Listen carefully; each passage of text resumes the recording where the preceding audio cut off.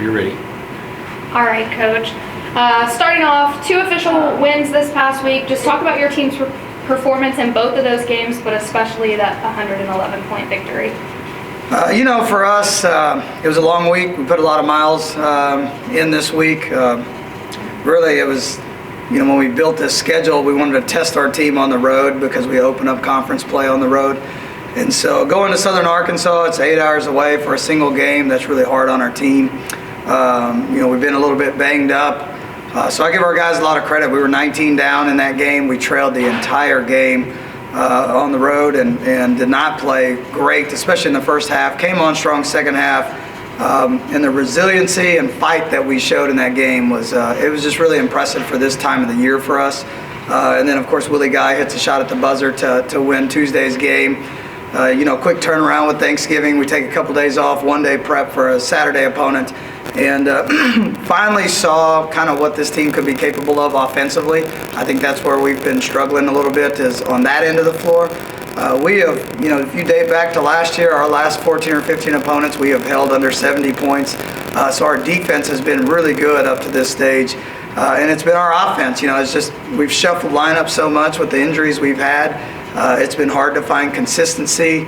Saturday we were decently healthy and had a good practice Friday, and all of a sudden it felt like the lid came off the basket. So to see us hit 16 threes was awesome. Every big that played for us had an offensive rebound, so you just saw us chasing after the basketball. Our pursuit was really, really fun to watch. With the energy we had the entire week. So proud of what we did this last week, but now the real fun begins in conference play. So excited to get going this week. I want to talk about that exhibition game. Y'all faced the 2023 NIT champs. What are some positive and maybe not negative takeaways, but improving takeaways that'll lead y'all into this week of LFC play? The awesome thing is just the experience of, first of all, getting to go play down there at the Super Pit. I think it's a great venue in the state of Texas. Our guys really enjoyed it when we walked in to that arena, and we play in an awesome place ourselves. But when you walk into a place that big and that seats that many people, with the lights as bright as they are, I think it's really fun and neat for our guys as well to go down there and compete against a team. They were the Conference USA regular season champs a year ago, so what they have going on right now is pretty spectacular. I think their staff does an unbelievable job. Coach McCaslin was there, and now he's the head coach at Texas Tech, and his assistant, Coach Hodge, took over, and he's just kept it going. So, for us, I thought it gave us a great look against some really good competition to see offensively some things to get exposed that we need to work on right before we start league play, and that's one of the really good takeaways I thought we took from that game. We got to get some experience for some guys that haven't gotten the minutes yet up to this point, whether it's due to injury, whether it's because it's not their turn yet, but we started 3 backups that game and played them extended minutes to help them as we get ready for conference play as well. So we really used that game to give us an opportunity to get better as we get into this week. And so I was really pleased with what we got. We outscored them for a good chunk of the second half. We lost the second half 33-39, but was really pleased to see the fight that we had after being down big at half to get right back in it. We cut it to 16 or 17 at one stage. But we played everybody in that game, and that's another great thing for exhibition games is we played everybody that suited out for that game. So I thought it was a great experience for our guys. I did think we got quite a bit out of it, and I'm really glad that we did it. And then my last question, y'all are opening LSC play against Kingsville. What's it going to take to stay in that win column leading from that game into international? Our biggest message Sunday night after we played was we went 19-3 in league a year ago, and 20-2 won the league. So you don't know what game is going to win the conference championship, and you don't know what game is going to lose the conference championship. So our mentality is that every game is for the conference championship right now. So there's no bigger game on our schedule than Thursdays right now. They got our full attention. We'll do a great job preparing them, getting them ready. At the end of the day, they got to show up and compete, though. And so what I like is we've been battle tested on the road so far. So opening with a hard trip like that is going to be something I think we've seen now. So maybe there's not going to be as many surprises. Kingsville is a very difficult place to play. We didn't go there a year ago. Fortunately, I've been in the league for a long time, so I've been down there. We have some returners that have played in that facility as well. So, I'm really excited to get going. For us, it's still going to be about toughness and rebounding. I think we'll make shots. Health-wise, we're getting to where we want to be this point of the season. But, can we band together as a team and go get one on the road? That's what it's going to come down to. And I really like where we're at today. If we can win practice today, we'll see if we can get ourselves ready for Thursday. All right, Coach. Let's revisit the buzzer beater for a minute. You say that you have a hard road trip this weekend coming up. You just got over, two really hard road trips this weekend.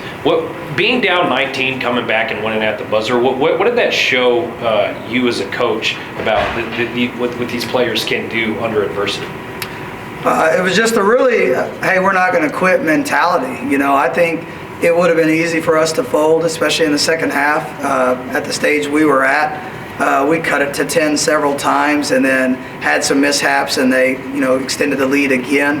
And we just never could get it under that 10-point margin for a while. And then finally, when we hit a 3 and cut it to 9, you could see it in their eye, like, hey, we can do this. And what was really fun for me as a coach is our last 2 media timeouts, hearing what our guys were saying in the timeouts. They were all on the same page. They were all locked in, and they were all, hey, we're not going home with the loss. We're not going home with an L.